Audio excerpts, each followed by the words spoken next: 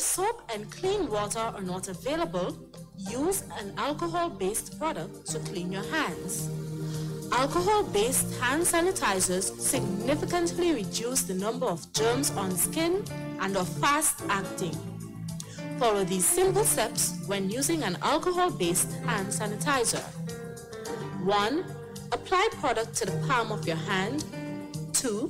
Rub hands together. And 3. Rub the product over all surfaces of hands and fingers until hands are dry. This is a message from the Ministry of Health.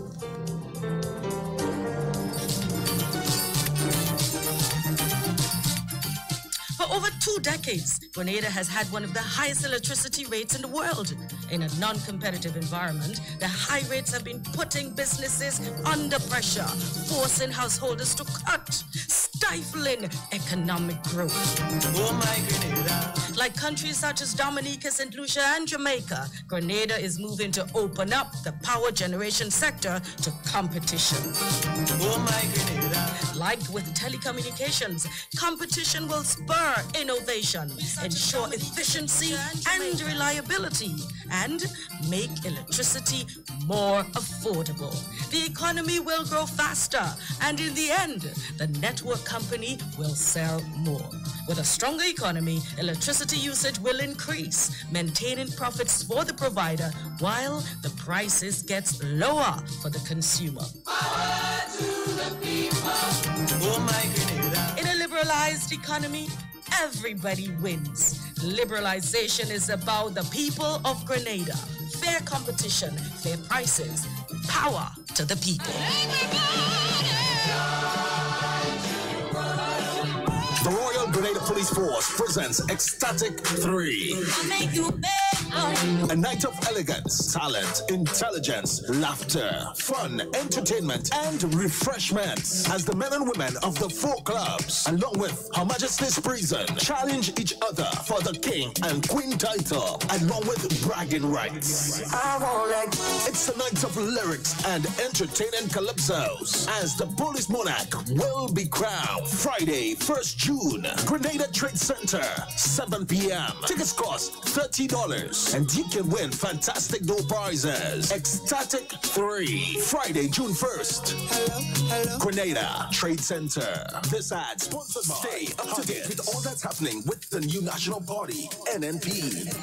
Send us a message via text or WhatsApp on 405-8683 with your name, email, and constituency. Stay in the know with NNP. Get updated. You're listening to Hard Talk Grenada via www.hardtalkgrenada.com. Somebody wave your hands and give me praise. Say, we can't sit down, sit down, sit down, sit down. We can't sit down. No, we can't sit down, sit down, sit down, sit down. We can't sit down. Yes, indeed. Good morning to you, Grenada, Carriacou, Petit Martinique, the rest of the Eastern Caribbean, wherever you are. Yeah, locally, regionally, internationally. My name is Sheldon Scott. And I'm Devon Romain. And this is Hard Talk. You find we're late. No, we're not late. We've actually been on. But you were hearing from the Caribbean Development Bank Board of Governors meeting, which Prime Minister Dr. the Right Honorable Keith Mitchell is chairing right now at the Grenada Trade Center. So we were hearing there from the different members of the board. And so, yeah, we are seeing all kind of thing there, boy. Some interesting addresses. Yeah, very interesting. Interesting addresses. And our shirts and our pants, too. Addresses, our shirts and our pants. That's some interesting ones. Yeah. Yeah, I mentioned skirts. What? Our skirts, too. Yes, indeed, folks. It is a beautiful Thursday on the Isle of Spice. Now, 11 o'clock. 11 o'clock on the Isle of Spice, Grenada. Yes, the most beautiful. Prime Minister referred to us as well. Not just the Isle of Spice, you know. Yeah, we also know the Chocolate Isle. Yeah, right now. Because when they're speaking about chocolate internationally now, Grenada. The name Grenada keeps coming up. Not even in the top 10, you know. In the top 5. Not even in the top 10, but in the top 5, Grenada keeps coming up. Yeah. Things like the Juve brand of chocolate, and then you have the original one up in Hermitage there. Yeah, Grenada keeps getting massive props. And there are more persons continuing to get into the whole chocolate business. You know, it's added value to our product, and that's the way we need to go. We create employment, more economic development for our country. That's the way we gotta go. Yeah. Well, actually, the factory that they have in St. Mark. Oh, the capacity. Yeah, the capacity, it can take more than we have on the island. Oh yeah. We can actually take all that St. Vincent have as well. Yeah, you could use all the cocoa we have on the island. And the other thing is that there's this sort of moral thing right now when it comes to chocolate and so. And persons are buying chocolate if they know the chocolate was not produced in countries that use child labor. Yeah. So if they because in many of the African countries which also produce cocoa beans, it has been found that they are keeping children from school to go and reap cocoa. So you have a little child that's 8, 9 years old that has not been to school sometimes for a month or two because they're sitting in a pile of cocoa just cracking cocoa. Harvesting time. And harvesting cocoa and so on, and they just do not send them to school. So some of the more moral buyers out there have specifically targeted any company that is purchasing cocoa from those particularly West African countries, and any other country that they see child labor being utilized or any brutal methods being utilized to produce cocoa beans. Here in Grenada, we do that kind of thing. We do have that issue. Yeah, you ain't taking. If your children want to help on the evening time or they want to help on the weekend, help. No problem. Or we ain't taking the children out of school and put them to go and crack cocoa and that kind of thing now. The only time the children go and crack cocoa is when they go into the cocoa and they break one and they suck it. But it's a long time I crack a cocoa pod in them. And suck it, just suck the whole cocoa. It's good. It's good for you. You know? Careful what you're saying. That one too. People might misunderstand. A surprise we didn't call yet. Yeah. Surprise. Good morning to everyone on the live. 10, 9, 8, 7, 6, 5, Toronto, 4, New York, 3, 2, 1. All right, he can call. He called good. Yet. But he did the van, he did in the garage or some kind of thing, so he head out in him.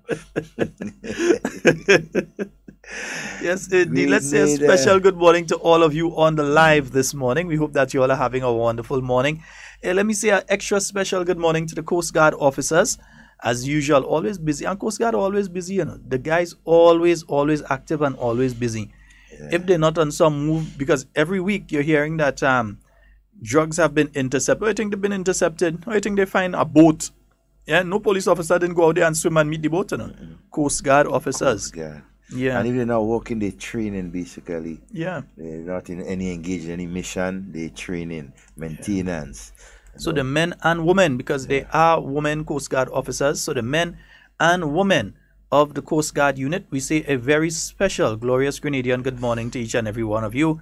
And we're looking forward to seeing you all at Ecstatic 3. Yeah. Yeah, that's going to be on Friday night. Friday night. Yeah. So we look forward. Folks, we are having Hard Talk tomorrow. Devon, you will make it down? You sure you'll make it down? You might or you mightn't. You'll see if you could. Yeah, see if I could. We should be having Hard Talk tomorrow. Even though it's a holiday, it's Corpus Christi. It's Corpus Christi. Devon go in the garden early and then you come. Yeah, I may have to work later, I'm not sure. So yeah. Well, according to what? Yeah, we'll see what's going on. Yeah. It's for a good cause, so yeah, we're gonna be there.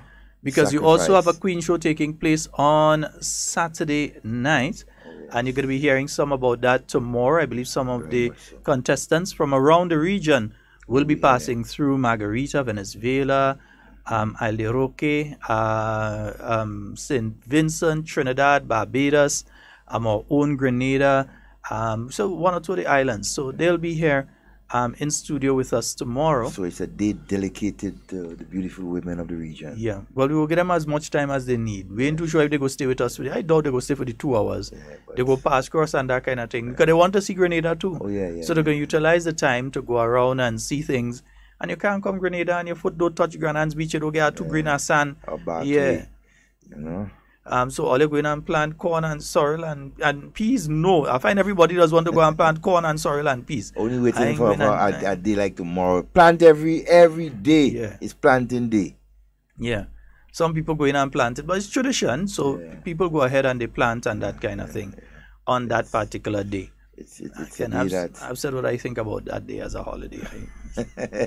yeah, It's tradition. We'll uphold the tradition. So for now. Yeah, for now. I mean, it got to be for now because there are so many things that we have to rid ourselves of. We have to rethink. Yeah. We have to rethink lots of things. And you see, I listened to the speeches this morning at the ceremonies, at the ceremony.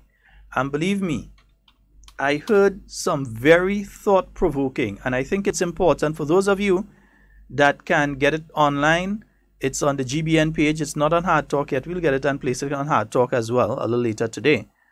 But listen over the various speeches that were delivered this morning. The first speech that was delivered by Prime Minister Dr. The Right Honorable Keith Mitchell as chairman of the Board of Governors of the Caribbean Development Bank. Listen to his speech. And also listen very carefully to the speech, the response by Prime Minister Gaston Brown of Antigua. Yeah, two very powerful speeches. In Prime Minister's speech, he spoke about the importance as well of inter-regional transportation. In fact, he will be leading off a discussion on inter-regional transportation this afternoon. That's one of the sessions that would be held down in Grand Anse this evening. Will be a discussion on inter-regional transportation and its ties to economic development in the region. For instance, Grenada can be doing a lot more business tourist-wise, If the average Barbadian or the average Trinidadian who has a little bit of disposable income could have paid $200 and jump on a Liat flight, 200 EC, and jump on a Liat flight from Trinidad or Barbados to Grenada and back, you think we would not be having piles of them here every day? Every day, every weekend. I remember in the 1990s, and my good friend Nazim Benjamin could tell you that, back in the 1990s, when the price was reasonable, next to nothing, basically, guys used to be hanging out, and many of you listening know this as a fact. Guys used to be hanging out here in Grenada. We used to hang out on an evening time, and sometimes fellas just say, watch fellas, it have a show in Trinidad tonight, And they jump the plane and they go. A group of guys, because the price was so reasonable. People that just jump a plane and say, watch, I'm going down Trinidad. Some of them fellas are even walking with clothes. They're buying clothes when they reach in Trinidad. They go in a guest house. The people in the guest house get to know them so good. They just used to see them and say, okay, look your room there. Right? They go down, they buy clothes, they go to the show, and they come back up the next day. That is how it was. It was reasonable, so guys used to go and spend money. Look at the traffickers. I know a majority of traffickers during the 90s, 80s, and 90s is a plane they used to go down with. They send down all their cargo down with the boat and they fly down with the plane. Now, most of them can't afford to do that. You understand? Because of the skyrocketing price of the ticket, and for a number of reasons too, that the ticket prices in the region. Prime Minister was very specific though, when he was speaking about inter-regional travel, and that he said that there needs to be a combined effort between all of the territories to remove the taxes on air travel. There has to be. That is the only way to get the ticket price down, because Grenada could go ahead and say that removing all the taxes in relation to the ticket and so the landing fees and these things and different things. Yeah, you could go and you could remove it, but then when you remove it and Barbados keep theirs, and Trinidad keep theirs, the price of the ticket is still going to be high, and it would be unfair to one territory to remove it, or 2 or 3 territories to remove it, and the others keep it on. It would be unfair to them. So as such, he's saying that there needs to be that regional approach, that regional initiative to get the price of air travel down. And part of that is making sure that you remove those taxes that are there, because those are one of the things that are driving the price of the tickets up.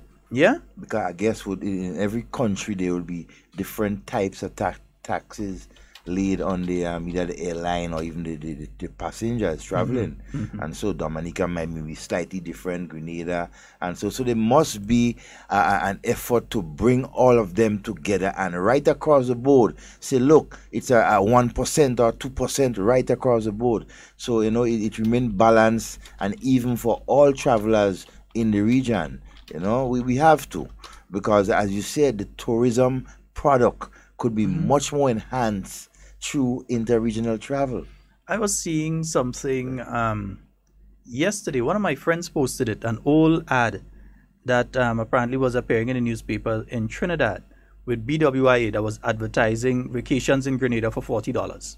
Now, that's back in the 1950s or 60s or something. It had to be somewhere in the 60s or the 70s. Advertising. I saw it somewhere. I saw it, I saw it on one that of would my be friends. A good thing to bring back and one of my friends' profile, and it was like $40 or $40 to, was it $40? Yeah, something like that. Yeah.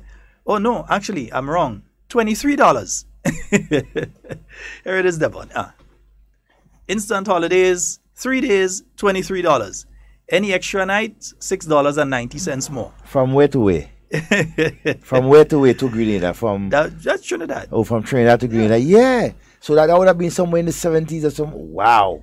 Grenada could happen again. Grenada is for grass, green, granitang, grinding, nutmegging, Govan, Grenville, Golden Sands, and Granans Beach. Go, man, go. Wow. Your choice All the G's. Your choice of these hotels at varying prices. Spice Island Inn, Grenada Beach, St. James, Elite Guest House, Grand Anse Rivera, Silver Sands, Ross Point, Crescent Inn, and Green Gables Guest House. Wow. BWIA, the airline of the Caribbean. Wow. Wow. And the $23 includes hotel accommodation, breakfast and dinner, and transportation between airport and hotel. Right? And you could add BWIA's 17-day excursion fare. So $23. And you was getting your flight, you was getting hotel accommodation, and you was getting transportation. You're getting breakfast and dinner for $23. No, it's not right now. That was back in the day. So I don't call and ask about this and BWIA don't exist again. It don't exist no more. British West India Airways no longer exists. Is Carlos there now? Yeah. Even Air Jamaica don't exist again.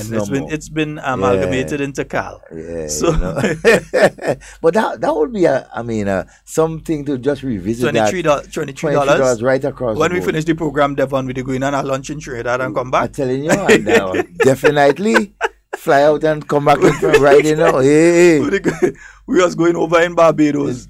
We was going and check Mia Motley and come back. One time, watch Mia, let's have lunch and thing. We ordered a lunch for her too, because that was fun. $23. Yeah, that would be. The thing is, it doesn't say what year. Yeah. What year? That's the only. Oh, it's a 1966. Ooh. 1966. It does say it. Yeah, 1966 ad in a Trinidad newspaper.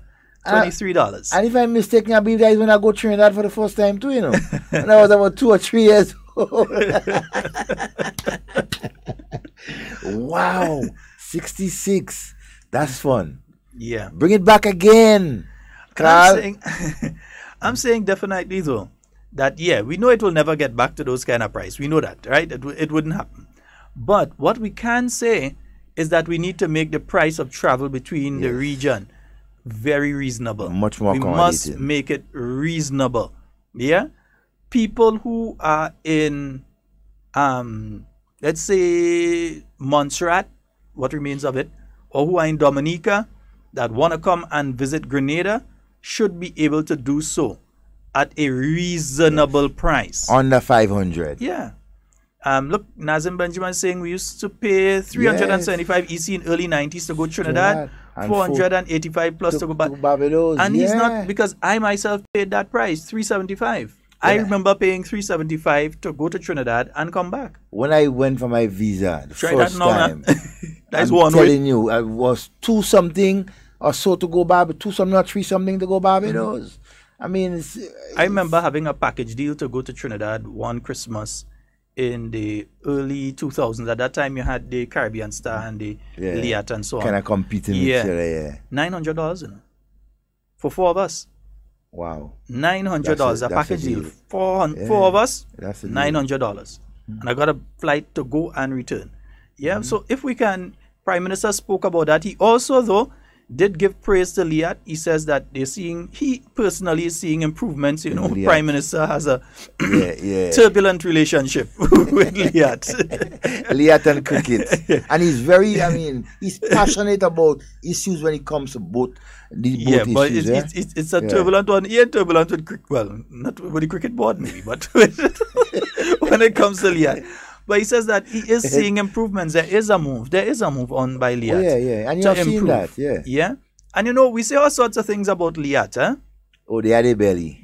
You know, but one thing we can't say about Liat, we can't say it's an unsafe airline. Very safe. It's one of the safest on planet Earth. And they had a belly too. We say all sorts of things about Liat, but we have to admit one thing. Safe. They are very safe airline. And they take their time and they take care. So I don't mind sometimes if they're late. If they are late because they are making sure that the plane is safe. I don't mind. Yeah. Jose is saying, I recently purchased a ticket on CAL to TNT for US $198 for 10 days. It's cheaper on CAL than on Liat to get to Antigua. Yeah.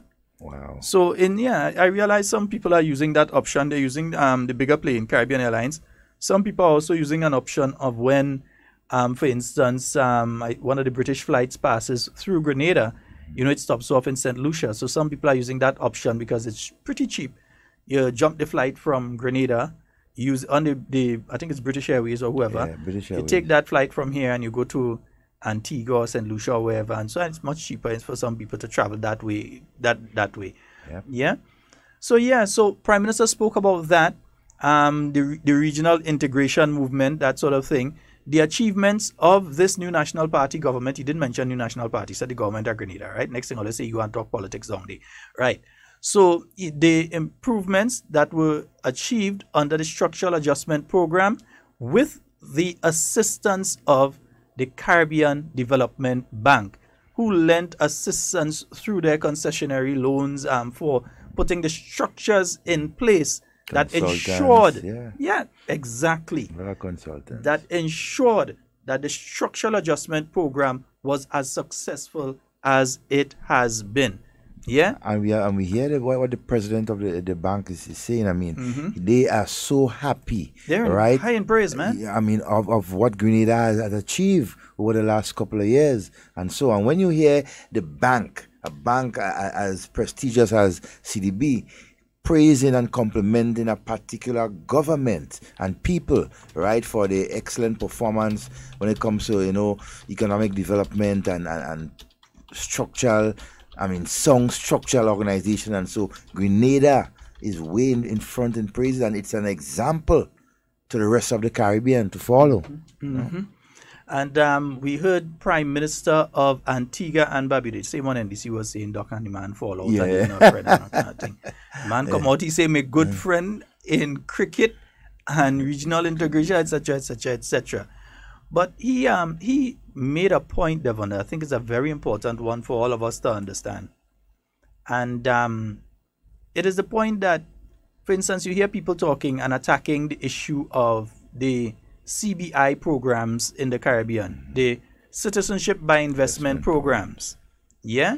You also hear people attacking there's this offshore lottery that some people run, particularly Antigua and Barbuda. They brought a case against the United States and won the case and can get to allow them. And up to now, the U.S. refuses to pay. You see all the advantages? The thing is this, and he made a very valuable point. It seems as though some of these larger countries, and I say this with absolutely no apology, I'm repeating what he says, and I actually hold that view, that some of these larger countries are aimed and framed at keeping the Caribbean region in a state of how can we say it? A state of needing them, keeping them in check, a state of being beholden to them. That if we have to get anything, we should have to go to them to get it done. That if we need to do a road, we have to go to them. We need to do a bridge, we have to go to them. Like if we're still in slavery. So it's like they want to hold the entire Caribbean to be beholden unto them. So when the Caribbean comes up with something that is seen, and not just the Caribbean, other regions as well, but anytime these things come up that can create opportunity for finances in the Caribbean or opportunities for Caribbean people, it seems as though certain countries always have a problem with it. And they try everything that they could possibly think about to make sure that these things fail, and they give them as much of a bad name as possible. So yeah, citizenship by investment. I think the first country would have been St. Kitts and Nevis would have been one of the first, if not the first country that came up with the concept of citizenship by investment or economic citizenship in the format that it is presently throughout the world. Yes, St. Kitts here in Grenada came up with that particular idea. But then you have these bigger countries that seem to have, while some of this, they also have citizenship by investment programs. Yeah, Depot, subjugation. And you have some of these countries that also have citizenship. The United States, all of the talking, they have a citizenship by investment program, you know. They do. Where if you have certain investments and so you can gain citizenship. Canada. A lot of Chinese. Canada has a citizenship by investment program. A lot of people here who just shoot off at the mouth. Yeah. A lot of people here who shoot off at the mouth don't know what they're talking about. Canada has a citizenship by investment program. Yeah. And with the same checks and balances that are used by Caribbean countries, but just because for some countries, and I ain't gonna call it country, but for some countries, is little black people in the Caribbean that conceptualized and came up with this program. They find that something must be corrupt or wrong with the program. And he must fail. It is exactly what happened to the issue of offshore banking. Offshore banking, nothing is wrong with offshore banking. But what you think caused the problem for offshore banking? The problem for offshore banking wasn't that you had one or two banks that ended up shady in character. And in fact, I believe some of those banks were plants by the same individuals who wanted to get rid of offshore banking in the Caribbean region.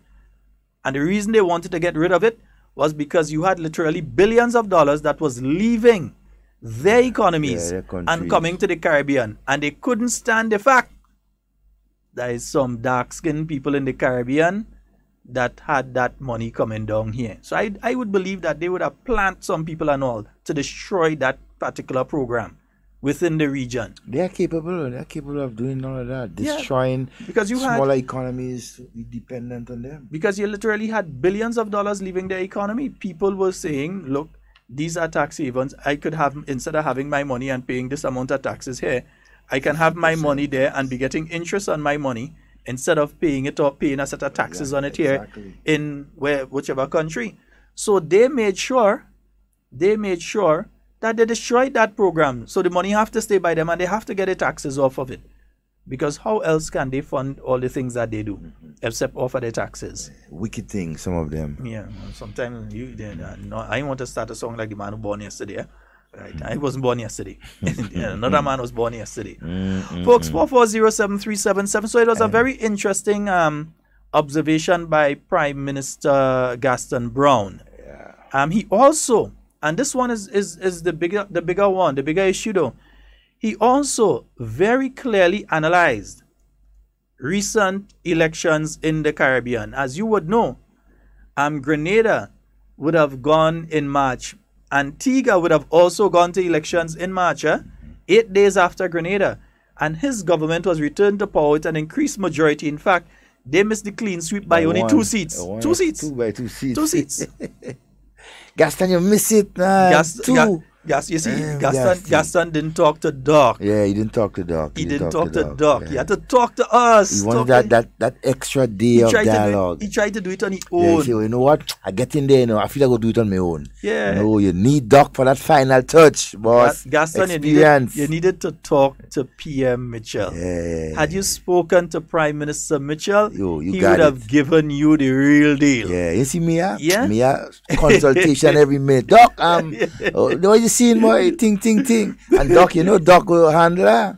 Yeah. So we're simply saying this. The very important aspect of Prime Minister Gaston Brown's speech was he said, you look at Grenada and you look at the fact that Grenada went into that structural adjustment program, and he believes the reason that he was returned to office and that Dr. Mitchell was returned to office with all the seats, he believes that that happened because in both instances, they kept people at the forefront of what they were doing. In other words, people first. You're making economic decisions, but when you make the economic decisions, you're still taking into consideration the people who it's going to affect.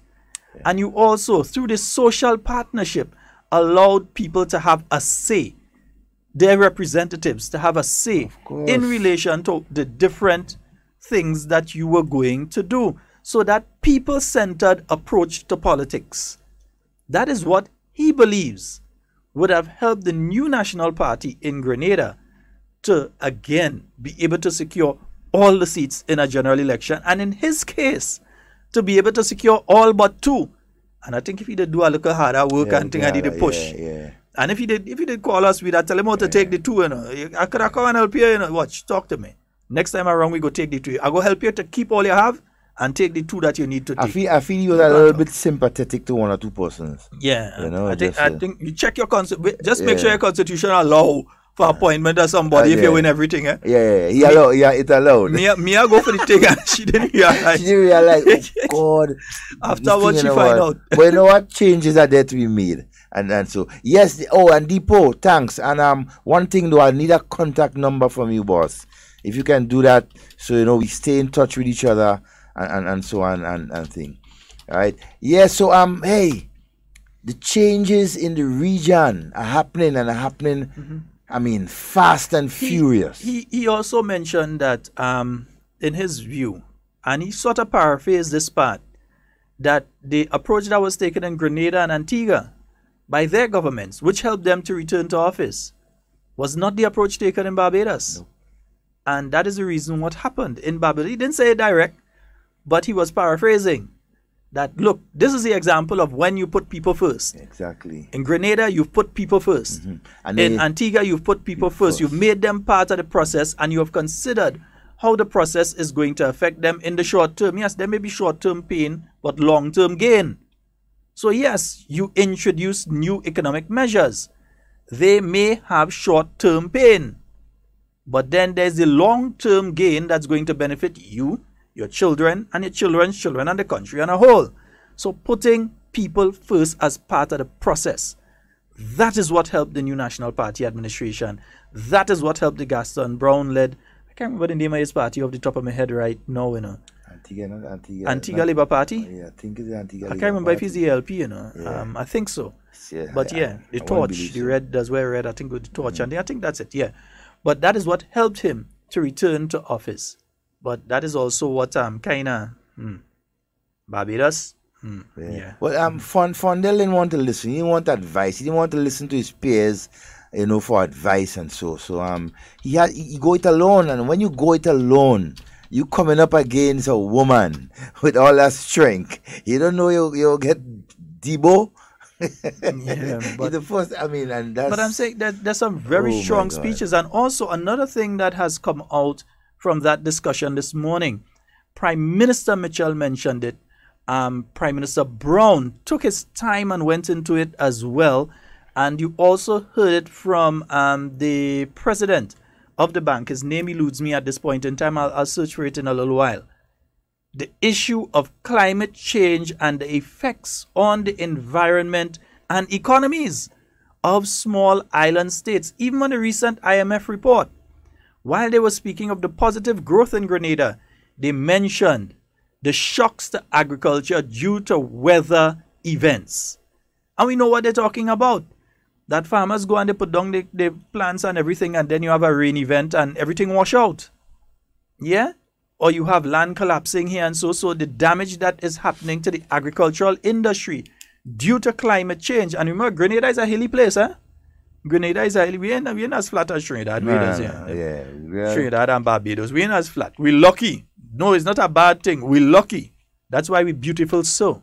Yeah? That's why we people healthy so too. We had to walk up and down hill and all kind of thing. Yeah. Yeah, that's how Karani and all of them get healthy so up and down. Cash and must build. Right. But they spoke of how these environmental impacts have been shocking economies throughout the Caribbean. The president of the bank spoke to that caveat that's within the citizenship by investment program here in Grenada that allows for, I think it's 40% of the money that's gained in that are put aside in a fund for in case there's a natural disaster in Grenada, then Grenada can, without having to go to anybody, would be able to dip into that immediately and be able to do what they have to do in the short term.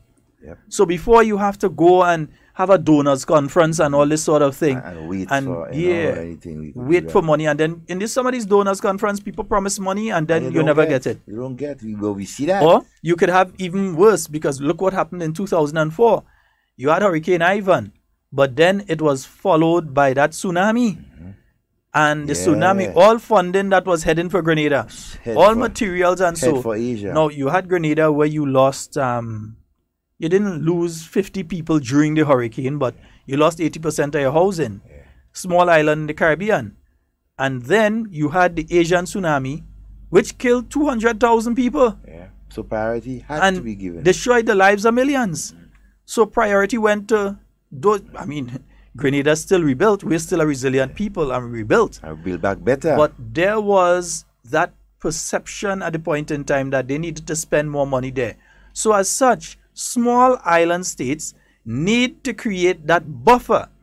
And it shows the foresight of the new National Party administration.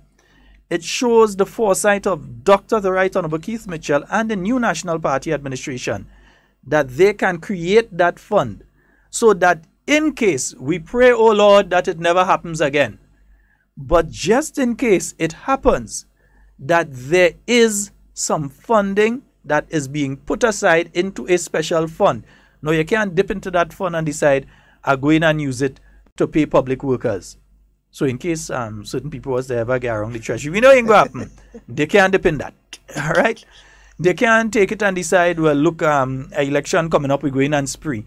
We go in and just buy a set of material and spend money willy-nilly. No, it's in a special fund that is put there specifically for natural disasters, in case of a natural disaster or even a serious man-made disaster of a certain level, that you can use those funds. And the bank's president made special mention of it because you know what?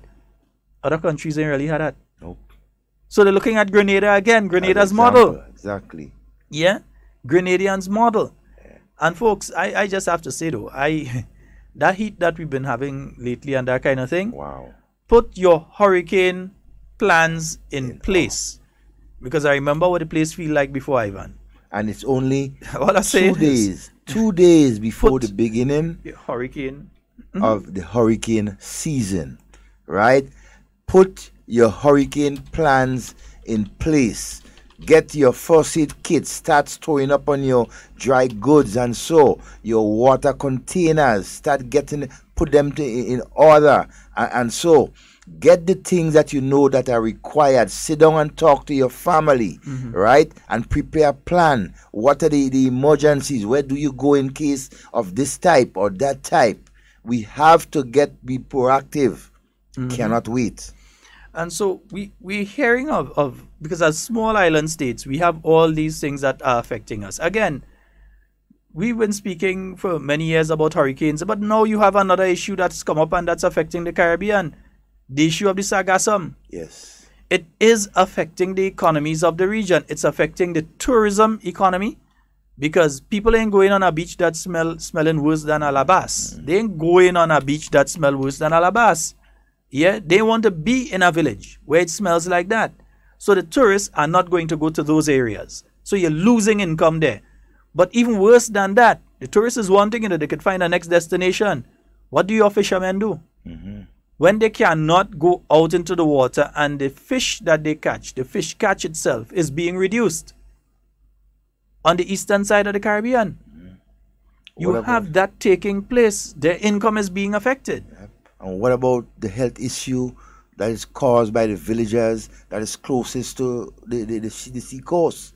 All of that we have to take into consideration. We have to be prepared for things like that. I mean, it's I don't know. But knowing Grenada, knowing its leadership and the people, we are resilient, and we will find a way to work this thing out. 10 years ago, we wasn't talking about no sargassum. Nope. 15 years ago, 20 years ago, we wasn't talking about any sargassum. We were not. So you do have these things that are cropping up every now and again. I keep saying, we had hurricanes last year that literally sucked the water out of certain parts of the earth. It sucked it out. You just was walking on land where it usually does have water. These hurricanes broke the equipment for measuring them. I'm not saying this to frighten you. I'm saying this because it's a reality, and you need to prepare. Just in case. You don't want to be caught off guard. Spare no moment. Many of us, and let me say this, because I think sometimes we place priorities wrong. Many of us, we call our relative overseas in the diaspora. We call our relative and we say, we want what do I want? Sneakers? Sneakers. You want sneakers, or you want those kind of things. I'm saying, get one of those solar powered radios. When they send in, ask them to send a little solar powered radio for you. In case electricity gone down, you have a AM/FM radio that you can use, that you could listen and get information about what is going on and what to do in case your community is cut off. Yeah, we know what we went through in Ivan, you know. Exactly. Get a little solar powered or battery operated lantern. Those kind of things. Important. Yeah. Some tarpaulin and have it there. Tell them send on extra batteries, first aid kits, and so that they can first aid kits especially. Yeah, you understand? Right? Some of them they can send certain canned foods that have shelf life for a year. Send the money, we go buy we canned food. Well, yeah, all of that. Yes. Send the money for that one. We go buy we canned food. We don't want cat food, eh? Nah, that's another case. But send the money, we go buy the cat food. Buy, you see, now you're never saying cat food now. It's CAN, not CAT. So we'll buy the canned food. We'll buy the canned food here. Yeah, we'll go by Mr. Andal and we'll give him a sale.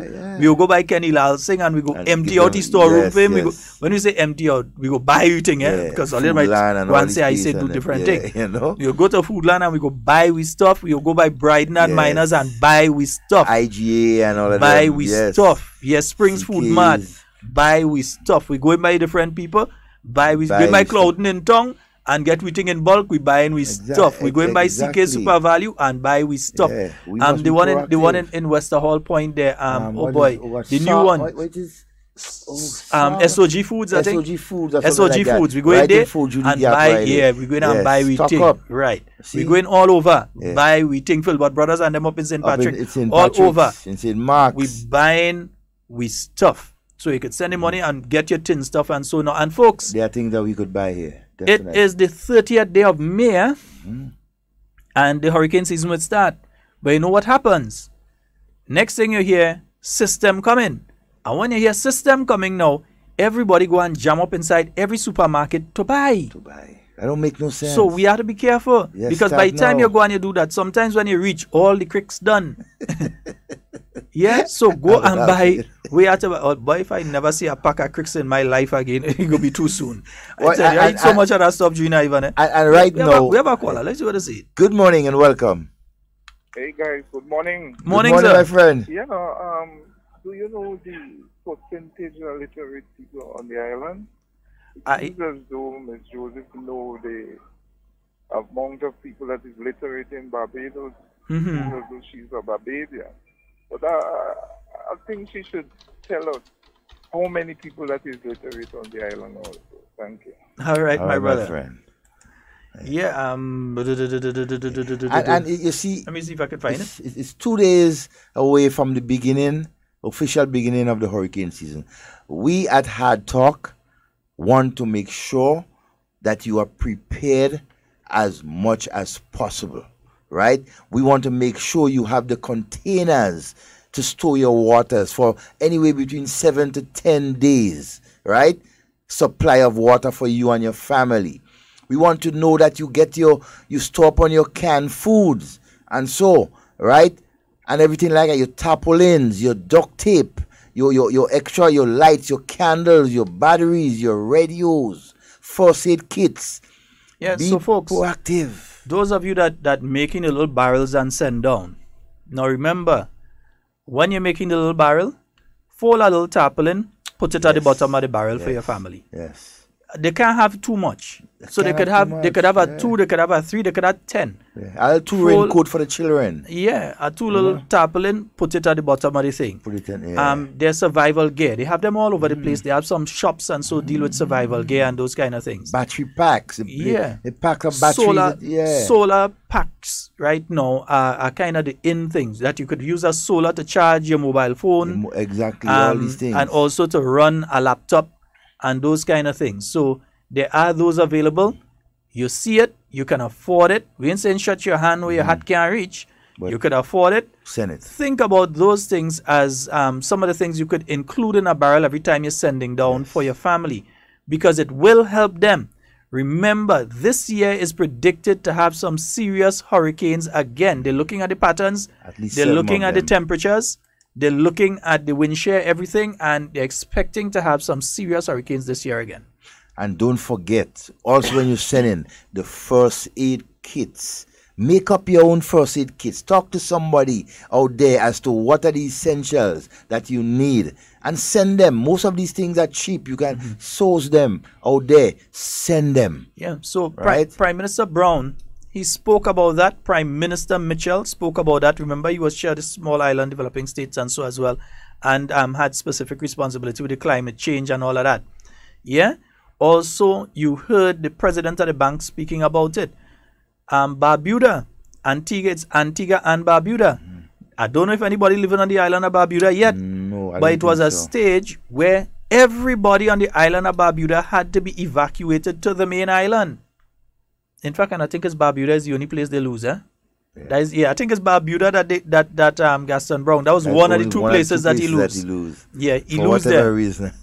No, because I think in evacuating the people, they ain't too happy about it. Having to be evacuated from the island because they're now living, their children, everybody. But there was no way that they could have continued living on the island of Barbuda, but they were evacuated and they kind of hold it against him. Well, he's expecting. Right. You know? So he lose that one of the two that he lost. But he gonna make that up. Yeah. But that was the case there.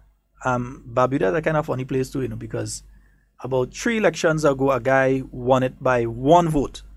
The election after, he lost it by 1 vote. And then this election, both he and the other person get blown out totally by a new person. So it's Barbudans is a funny group of people, but you realize a campaign day because one person making the difference on that particular island. But it is important, folks. We're not trying to scare you. Nope. But you must face your fears. And you must understand that when you look at the heat that we're going through, day and night, you look at the heat we're going through, you look at the weather patterns and so on, you look at some of what has been happening with us during the year last year. Some of the we just didn't get a direct hit by anything, thank God. And we hope we don't get a direct hit. Yeah. But just a rain ban from one of them creates havoc. Yeah, I remember earlier this year, we had a situation where we got some rain and there was an accident close to the post office in Granans. It tied up traffic for nearly the entire afternoon. Because people who tried to use the alternative route, including myself, of going through Woodlands, the bridge was flooded. So you ended up with a situation where that day it took me 3 hours to get from the studio here at Mount Helicon down to my home. 3 hours. Wow. Yeah, I had to do all kind of titivation. Try to go through Springs and go there, bounce up, realize you can't, turn around, come back, try to go through golf course, reach the golf course, end up on the hill, end up on the hill overlooking the post office and everything there, and there for an hour and something. And then when it got down into the traffic just to get into Grand Hands itself, it was another hour and some. So it is, and that was just a little rain event. So folks, we need to pay attention. The other thing is that we have a lot of people who all of a sudden become experts in relation to things like wind shear, water temperature, biometric pressure, and all of these other components that go into predicting the course of a hurricane. The only source for information is NADMA and the Point Saline Meteorological Office. Yeah? The meteorological office will be in contact with NADMA. They'll pass out information. Because you see all kind of people, some of them, and the thing is, you have to be so careful these days because some people, they take photos from years gone by of systems that were passing through a particular area. And then they put up that now as if that is a system that's around this year. And look, it's heading for Grenada. Yeah, that's ridiculous. And you know, no, people actually do this thing. People actually sit down and come up with these things and think that is a good thing to do. They take a picture of something from 5 years, 10 years ago, and they put it up and say that is what is coming to Grenada. And you know what is so important within the link between the meteorological office at the Maurice Bishop International Airport and NAGMA. Very important, and persons failing to understand that link, and it's so important. When a system, any system is has developed, right? The meteorological office, they basically monitor it, get all the information together, and they relay that information to NAGMA. NAGMA in turn, right, will decide or filter it out and everything like that as to what type of system and what are the measures that need to be taken. Because there are different types of system that will occur, right? And so NAGMA will be the voice telling the nation, look, we expect a hurricane, a storm or whatever, and these are the measures that you need to take. So we don't bypass NAGMA when information like that has to go out. They are the ones that will determine as to the preparation, what has to be done, and so after receiving the information from the meteorological office. Yes, so we need to be careful of how we receive and how we disseminate information. I can't say it enough because it keeps happening every day that some of us receive information online and we just take it and start to spread it without verifying whether it's real. Whether it's, that's why I've just been embarrassing some people online when they put up stupidness. I just go in and I get in with somebody where there's a site, Snopes and different site where you can go and prove that these things are stupidness. I mean, come on, some of these things when you look at it, you could immediately see this ain't true. Right? But some people just take it and they start to share it as though it is true. Attention. No, because they want people to go to their profile now and their profile to be the profile of, oh yeah, that's the one with all the information and go there and so. That's why some of us are very careful with how we put out information and where we put out information from. My good friend Nazim Benjamin, even during the hurricane season, he puts out a lot of information. Yes, it's not information from NADMA, but it's also not information from Nazim. He makes sure that he gets it from the meteorological office, either in Trinidad or Barbados or wherever, and he puts it out as well. Yes, the official source is NADMA, but he still makes sure that what he's putting out is specific and authentic. Yeah. And we have to be very careful. We must be responsible when you're going to cause some elderly people to drop down and get heart attack and all kind of thing, and you don't want that on your conscience. Yeah. Because some of us just have this habit.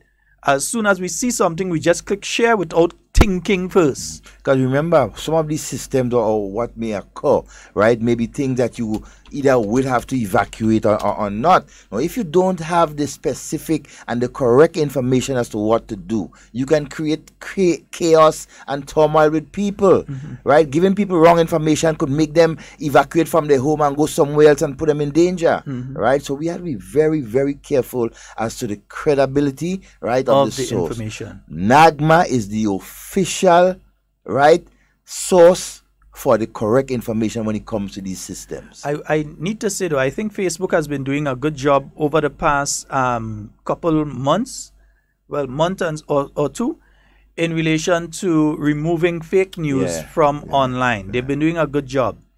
The thing is that so much of us like copying and repasting fake news that is still a lot of it around, because at a point in time, I basically, by the time you go through your timeline, like about 8 out of every 10 thing you see that being posted by people is fake. 8 out of 10. Now it's been reduced. I would say maybe about a 5 and 5. That's still too much. Yeah, and still too much. But you have to double check your information. So this hurricane season, please, folks, make sure that your information is received from a credible source. The National Disaster Management Agency have put systems in place and will inform the Grenadian public if there is any immediate danger to the Grenadian people. It's a hurricane. It's a storm system. It doesn't travel at the speed of a bullet. So it's not that a difference of 45 minutes or an hour between when they verify their information and they put out their information is going to cost you your life. Yeah? It's not. Some people start to panic and think about, oh, well, we hear Trinidad say this since this morning, but look, it's they say it since 11 o'clock this morning, but look, it's 1 p.m. and we haven't heard anything from Grenada. Trinidad is Trinidad, Grenada is Grenada. Grenada needs to verify. Yep. There could be a low pressure area between Trinidad and Grenada, which means that what Trinidad is expecting isn't expected for Grenada. So Grenada has to confirm their information with using their credible sources and their scientific people who have been trained in this thing to be able to put out the information to you, right? And then they will tell you. And it's not a situation that they're not going to tell you a hurricane is coming, and then you find out a hurricane coming when the breeze start to blow and it reach already. Come on, seriously, that's not how it operates, all right? Yeah, some of us want to play doctor when we have no idea about medicine and how to diagnose and everything. Like, leave that for the professionals. Deepo is saying intellectual laziness is worse than Chick V. Deepo, you hit a nail on the head. But again, I'm really hoping, and I think all of us need to pray, that we don't get hit in the Caribbean this year. Because the thing is that, remember, Grenada is in a monetary union with other countries. And if their economies continue to be trashed by hurricanes and so on, it's going to begin to affect us. Huh? It will affect us. Of course. For instance, Dominica leveled, right? If we had one or two other countries leveled, and therefore there was an increased demand for building materials, it would drive the cost of building material for the average Grenadian up. There would be no way for us to keep the price down because we do not produce cement.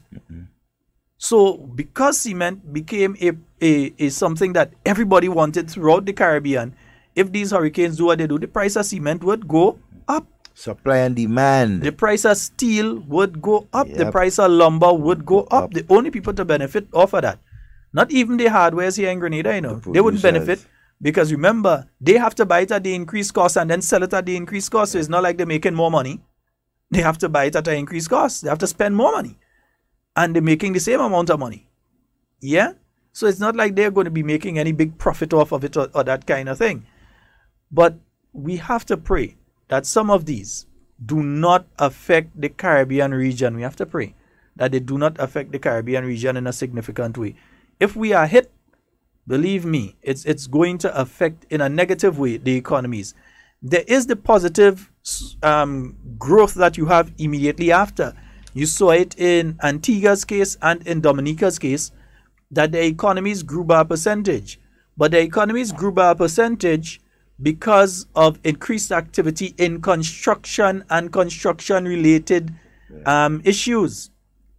So the hardware stores, the furniture suppliers and so the haberdashers, the people who sell clothes and all these sort of things, the constructors themselves, the people who building the houses and so. The employment will lift. Right. Yeah. They had an increase in employment for these people because they were needed. So that in itself increased the output of their economy. So their economy showed a bit of positive growth, but it was positive growth after a negative event. Yeah? In Grenada's case, we're lucky. We just have positive growth. Yeah? Right. Positive growth. We had a structure adjustment program to manage the economy properly. And now we have positive growth taking place. An example of the Caribbean. Yeah. So, folks, I also have this note, though. I need to say to the drivers and the companies that are doing the cement. The companies that are doing the cement, because I've had reports, especially on the East Coast. There's a positive and a negative to this, which I'll say in a short while. But especially on the East Coast, the cement trucks are dumping a lot of cement into the road and on the edges of the road. And it's dangerous. And it is affecting drivers. Especially right after SOG Foods there, when they take that corner, that hump is literally covered in pebbles and so on from cement trucks. And the side of the road there, you can see the cement and so that has fallen out from the truck at the side. And you're seeing that right along the East Coast. You're seeing that sort of thing. So we're making a special call on the companies to listen. Either make sure that how you format your business, it's not falling out from the truck and dirtying up the sides of the road. But additionally, that if it does dirty, that you have a crew to go around and clean it. You have a responsibility. It could be your mother. It could be your child that is traveling along the road and an accident is caused by that and they lose their life and you want to hold your head and bawl. It's not just going to affect Sheldon Scott and Devon Romain. It affects every Grenadian and every visitor to our island. So please, the operators of those cement trucks, please, we shouldn't have to get to the stage that you have to get a bunch of police to go and drive up and down to see what cement truck doing it, to have to go behind the cement truck and them with a big stick in hand to say, don't do that.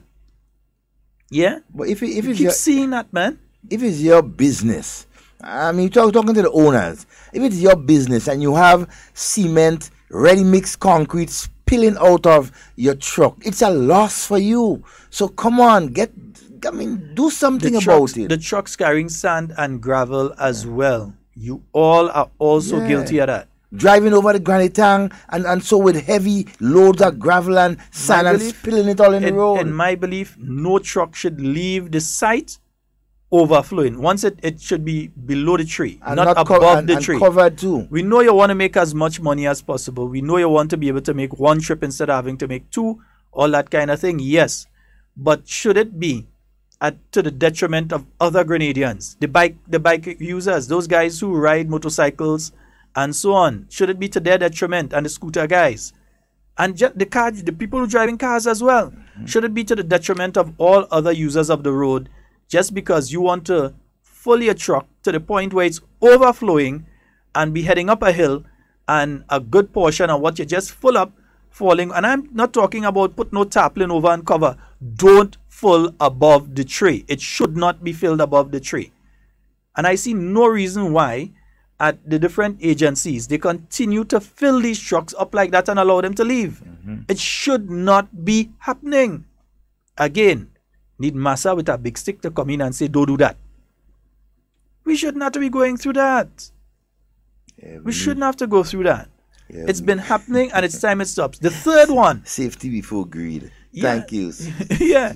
The next one is that we have, hey, Junior, you ain't send the jerseys for me yet, so I can't put on my Amazing Colors jerseys and I can't put it on. I don't need the ones for the band for this year yet. Yeah, but you ain't gave me nothing to put on and send out 2 Amazing Colors for me. Let me and Devon stay in some Amazing Colors. Nice. The other thing is this. A friend of mine sent some photos to me yesterday of a road that government just fixed. When I say just fixed, I mean fixed in 2018. A concrete road that had been damaged for a period of time. Just fixed by government. Just fixed. Nice, neat, everybody glad.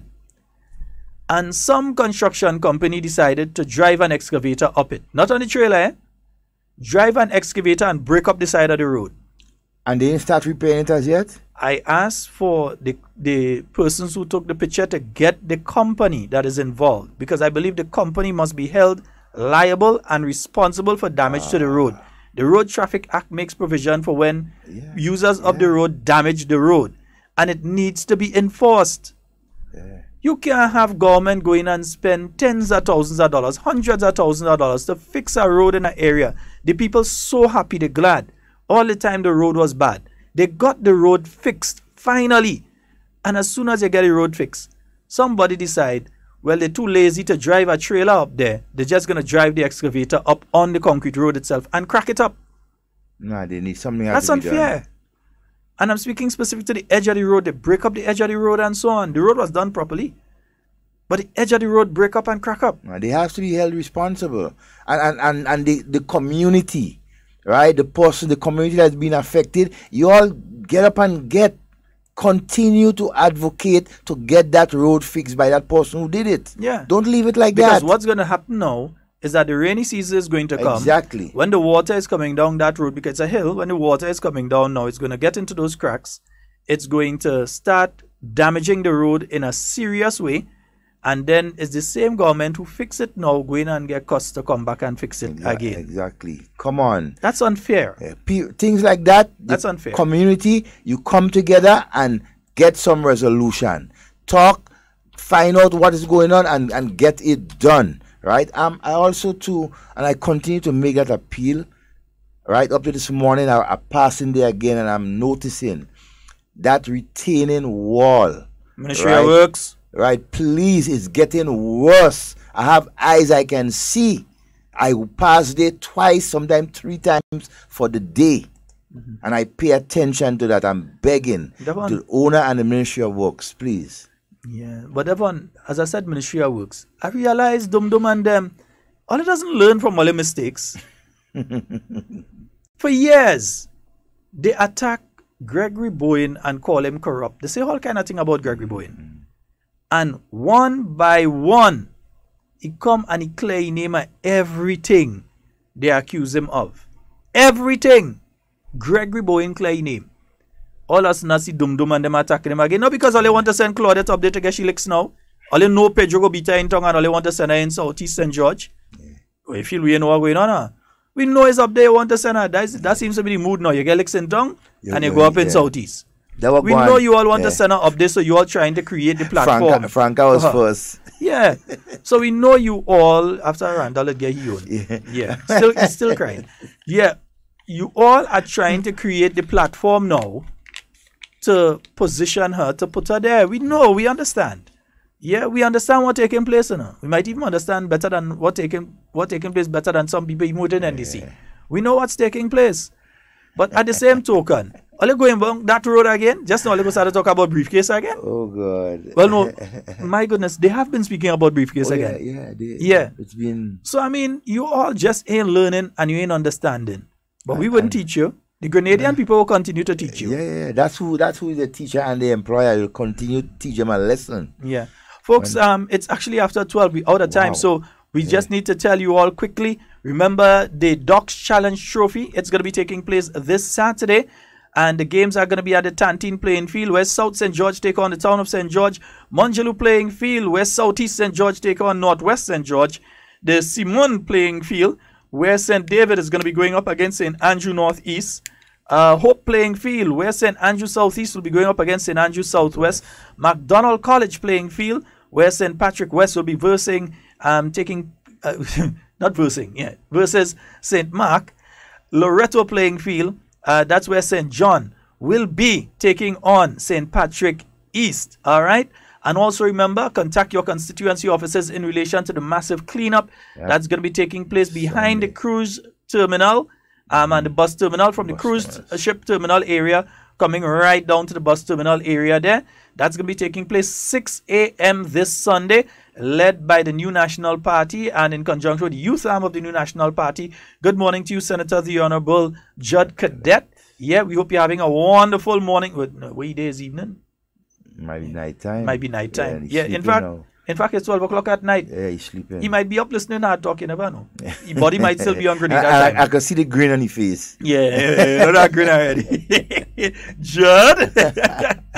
So the New National Party will be having that cleanup initiative. Also, for those of you in St. Andrew, St. Patrick, St. David, it's going to be at the Telescope Beach in Grenville. Yeah. So they'll be cleaning up Telescope Beach. All right? So that will be taking place 6 a.m., both sides. Right, so you're leaving home after 4 or 5 and think we do like if we go in and vote, we're leaving early. Yeah, very early. Get our work done and like, go back home. Last time we get up that early to move as a team, remember, is when we went and voted. Yeah, this time we're going and clean. We're going and clean sweep again. We're going and clean sweep again. So the 2 locations, remember 6 o'clock, that's behind the St. George Cruise Terminal to the bus terminal and in St. Andrew Telescope Beach, right? Leslie, so late. Bye. And folks, bring, if you have plastic bags and gloves and so that you would like to donate and contact the constituency branch offices and they will assist you with that. Folks, that's all the time we have for today. We can't take any more time. We are out of time. Yeah, we out of time, boy. We out of timing. Yeah, we've got to go. But remember, in whatever you say, whatever you do, do it safe and secure. We want to be speaking to and with you. And not about you. Alrighty. Peace out. Nice. And let's remind people at this one what we going, man. Royal Grenada Police Force presents Ecstatic 3. A night of elegance, talent, intelligence, laughter, fun, entertainment, and refreshment. Shiloh going to school right in. Along with Her Majesty's Until now you tell me she couldn't believe I just think she should check them Westmoreland.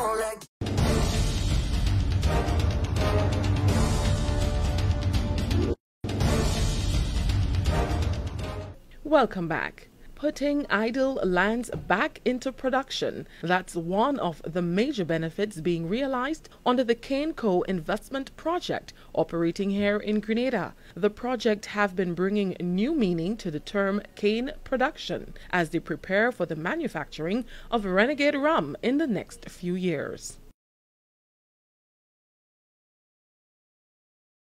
Since the government of Prime Minister Dr. Keith Mitchell assumed office in 2013, they have embarked on an agenda to encourage and promote business with local and foreign investors. This week's State of Affairs takes you to one of the projects, Cane Co, better known as Renegade Rum, where we bring you an update as to what has been happening.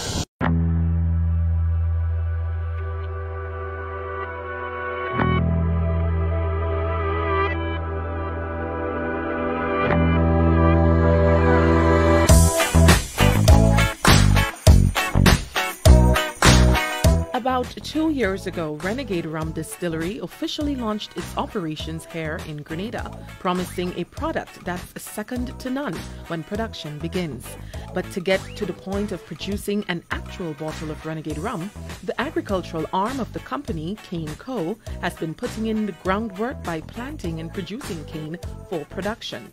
Since the launch, a nursery was set up in Lacalome, St. David, where the various strains of cane is being grown and distributed to other locations for planting. They have been operating for a year and 9 months. And we are monitoring their progress as we go. And we want to see how they perform at different locations. Generally in Grenada, from previous soil tests that was done, the soil in Grenada is, especially along the coastal area, it's very good for sugarcane. We are getting excellent growth.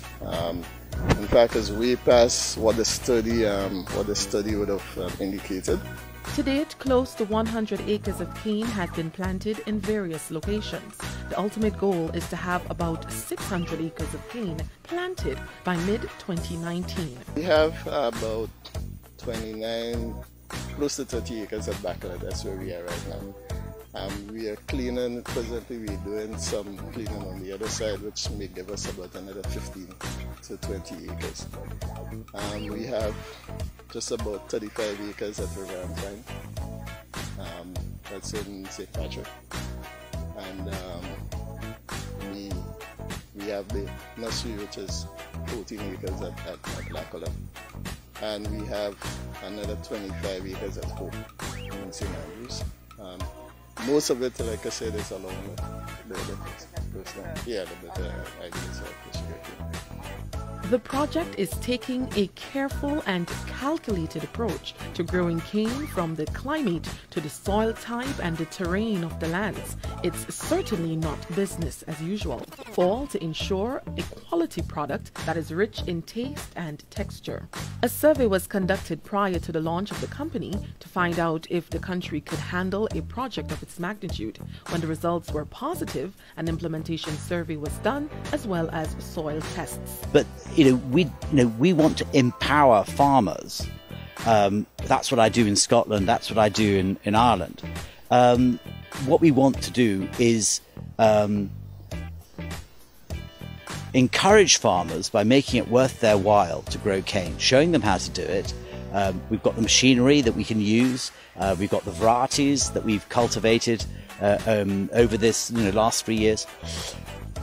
That is Mark Rainier, investor behind the Cane Co. and Renegade Rum Distillery project. He's in Grenada on one of his regular trips to check up on the project, make connections with local farmers and landowners.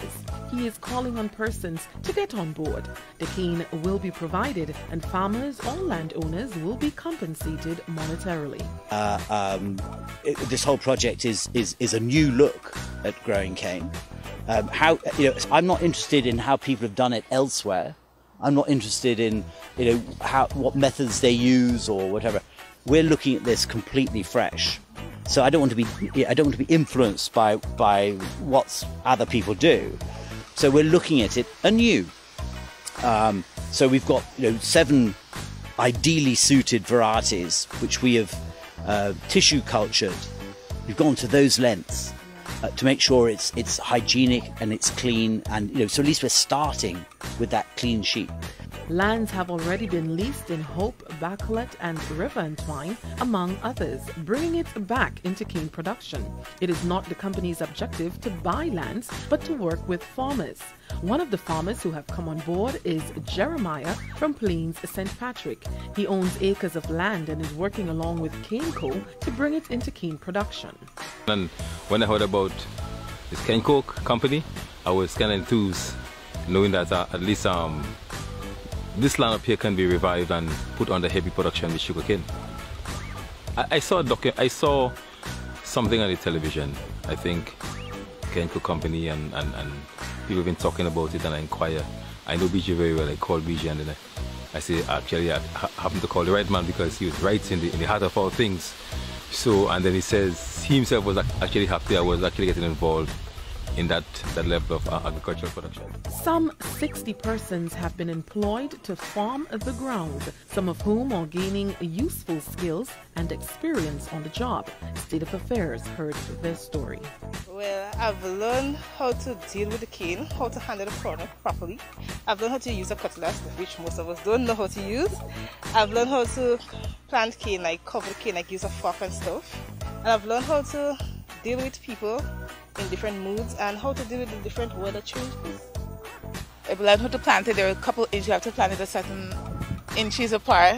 The beds have to be a certain, about 18 centimeters or so apart. I can't remember the specific numbers right now. And then again, like I said, I have learned the type of disease that the cane can get. I've know what chemical, I've learned what chemical to treat it with. The growth of the cane, right? So I've learned that. Yeah, the training would have been like on the job. Right? There are a couple of them who had experience in cane before.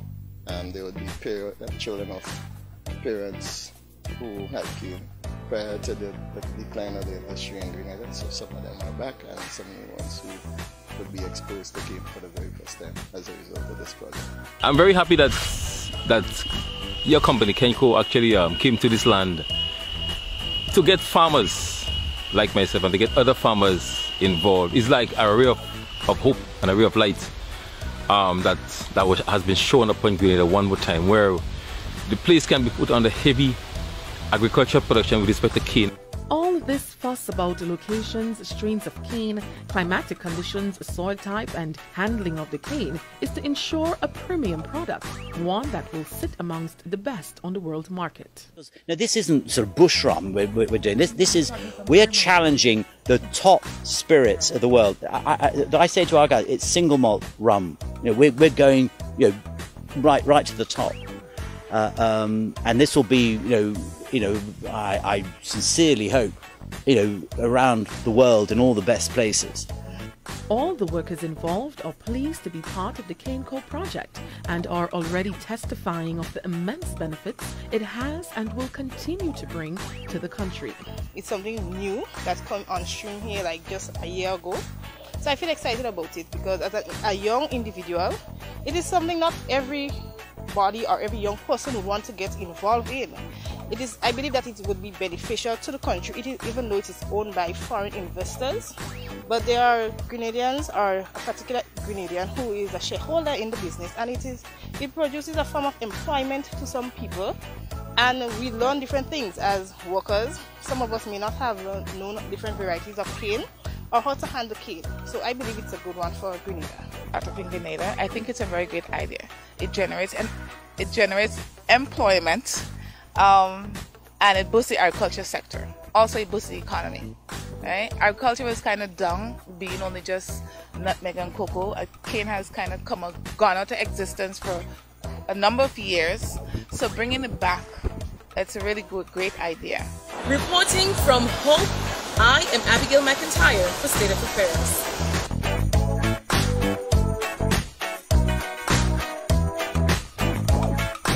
Stay up to date with all that's happening with the new National Party, NNP. Send us a message via text or WhatsApp on 405-8683 with your name, email, and constituency. Stay in the know with NNP. Get updated.